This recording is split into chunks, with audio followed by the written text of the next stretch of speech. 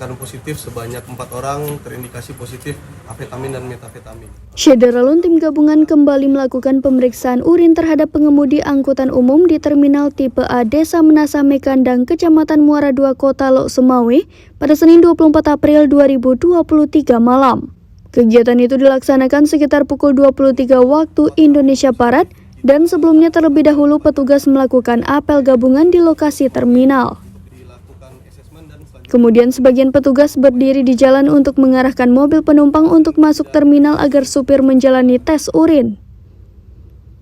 Dari hasil tes urin bagi puluhan supir tersebut, 4 diantaranya terindikasi positif mengkonsumsi narkoba.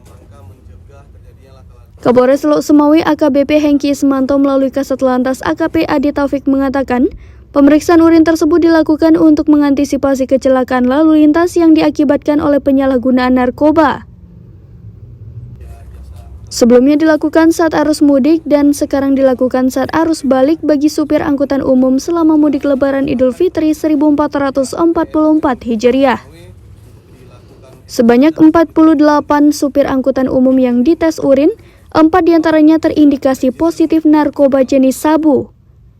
Keempat supir tersebut yakni MF, IR, YU, dan SU. Kemudian keempat supir tersebut diserahkan ke pihak Badan Narkotika Nasional Kota Lok Sumawe dan tidak diperbolehkan melanjutkan perjalanan. Dari Lok Sumawe, Zaki Mubarak, serambinews.com.